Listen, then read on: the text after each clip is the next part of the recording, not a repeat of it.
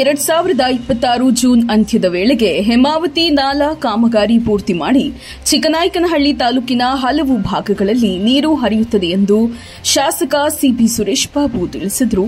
ಇಂದು ಅಧಿಕಾರಿಗಳ ಜೊತೆಗೆ ಹೇಮಾವತಿ ನಾಲೆಯನ್ನ ಶಾಸಕ ಸುರೇಶ್ ಬಾಬು ವೀಕ್ಷಿಸಿ ಮಾತನಾಡಿದರು. ಈಗಾಗಲೇ ನಾಲೆಗಳಲ್ಲಿ ಹೂಳು ತೆಗೆಯುವ ಕಾರ್ಯ ಭರದಿಂದ ಸಾಗಿದ್ದು 20 ದಿನದಲ್ಲಿ ನೀರು ಹರಿಸುವ ಭರವಸೆಯನ್ನ ನೀಡಿದ್ದಾರೆ. ಈಗಾಗಲೇ ಪೂರ್ಣಗೊಂಡ ಕಾಮಗಾರಿ ಮೂಲಕ ಇನ್ನು 20 ದಿನದಲ್ಲಿ ಶೆಟ್ಟಿಕೆರೆ ಹುಳಿಯಾರು ಭಾಗಕ್ಕೆ ನೀರು ಹರಿಸುವುದು ಖಚಿತ ಎಂದು ತಿಳಿಸಿದರು. ಏನು ಹೇಮಾವತಿ ಕೆನಾಲ್ ನಮ್ಮ ಚಿಕ್ಕನಾಯಕನಹಳ್ಳಿ ಭಾಗಕ್ಕೆ ಕುಡಿಯುವ ನೀರಿಗೆ ನೀರಾವರಿ ಮುಖಾಂತರ ಮತ್ತು ಸರಾಗ್ ಭಾಗ ಹರಿತಕ್ಕಂಥ 2 ಯೋಜನೆಗಳಿದೆ. ಇವು ಇವತ್ತು ಅನುಷ್ಠಾನಕ್ಕೆ ಬಂದು ಸುಮಾರು ವರ್ಷ ಆಯಿತು.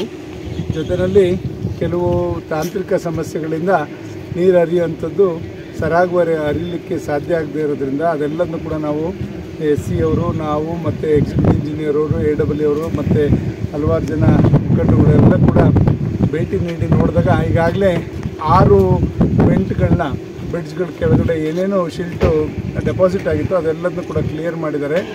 ಇನ್ನು 4 ಕಡೆ ಅದನ್ನು ಕ್ಲಿಯರ್ ಮಾಡೋದಿದೆ. ನೀರು ಬಿಡೋ ವರ್ಷದಲ್ಲಿ ಅದು 4 ಕೂಡ ಕ್ಲಿಯರ್ ಮಾಡತಕ್ಕಂಥ ಜವಾಬ್ದಾರಿನ ಈಗಾಗಲೇ ನಮ್ಮ ಇಲಾಖೆಯವರು ಮತ್ತು ಸಂಬಂಧಪಟ್ಟಂಥ ಗುತ್ತಿಗೆದಾರರು ಕೂಡ ಅದನ್ನು ಭರವಸೆಯನ್ನು ಕೊಟ್ಟಿದ್ದಾರೆ. ಖಂಡಿತ ಈ ಸಲ ನೀರೆಲ್ಲೂ ಕೂಡ ತೊಂದರೆ ಆಗದ ರೀತಿಯಲ್ಲಿ ನೀರು ಕೊನೆ ಒಂದು ಸ್ಥಳದವರೆಗೂ ಕೂಡ ಹರಿಲಿಕ್ಕೆ ಯಾವುದೇ ಒಂದು ತೊಂದರೆ ಇಲ್ಲದ ರೀತಿಯಲ್ಲಿ ಹರಿಸ್ತಕ್ಕಂಥ ಒಂದು ಜವಾಬ್ದಾರಿ ನಮ್ಮೆಲ್ಲರಿಗೂ ಕೂಡ. ನೀರಿಗೆ ಒಂದು ಏನು ಹಳ್ಳಕ್ಕೆ ಮಣ್ಣು ಜರುಗಿ ಅದು ಮತ್ತೆ ಹೋಗಿ ಅಲ್ಲಿ ಡೆಪಾಸಿಟ್ ಆಗ್ತದೆ. ಈಗ ಅಲ್ಲಿ ಹೋಗಿ ಶಿಲ್ಟು ಡೆಪಾಸಿಟ್ ಆದಾಗ ಖಂಡಿತ ಪ್ರತಿ ವರ್ಷ ಈ ಸಮಸ್ಯೆ ಇರುತ್ತೆ. ಇದಕ್ಕೊಂದು ಶಾಶ್ವತ ಪರಿಹಾರ ಅಂದರೆ ಕಟ್ ಆ್ಯಂಡ್ ಕವರ್ ಯೋಜನೆ ಮಾಡಬೇಕಿತ್ತು. ಇದು ಅಷ್ಟೇ ಪ್ರಾರಂಭದಲ್ಲೇ ಮಾಡಬೇಕಾಗಿತ್ತು, ಮಾಡದೇ ಇರೋದ್ರಿಂದ ಈ ಮುಂದೆ ನಾವೀಗಾಗಲೇ 2 ಕಡೆ ರಾಜ್ಯ ಸರ್ಕಾರ ಮತ್ತು ಕೇಂದ್ರ ಸರ್ಕಾರ ಎರಡನ್ನೂ ಕೂಡ ಕೇಳಿದ್ದೇವೆ. 150 ಲಕ್ಷ ರೂಪಾಯಿ 150 ಕೋಟಿ ರೂಪಾಯಿನ ಇದಕ್ಕೆ ಅನುದಾನ ಕೊಡಿ. ಇದರಿಂದ ಕಟ್ ಆ್ಯಂಡ್ ಕವರ್ 6 ಕಿಲೋಮೀಟ್ರು ಮಾಡಿದ್ರೆ ಇನ್ಯಾವತ್ತೂ ಕೂಡ ಈ ಸಮಸ್ಯೆ ಇಲ್ದಂಗೆ ಮಾಡಲಿಕ್ಕೆ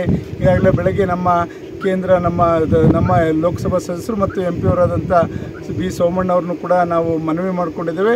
ಅವರು ಒಂದು ಒಳ್ಳೆ DPR ಮುಖಾಂತರ ತನ್ನಿ ನೋಡೋಣ ಯಾವುದರಲ್ಲಿ ನಾವು ಕೇಂದ್ರದಿಂದ ಇದಕ್ಕೆ ಕೊಡ್ಬೋದು ಅಂತಕ್ಕಂಥದ್ದು ಕೂಡ ಅವರು ಹೇಳಿದ್ದಾರೆ.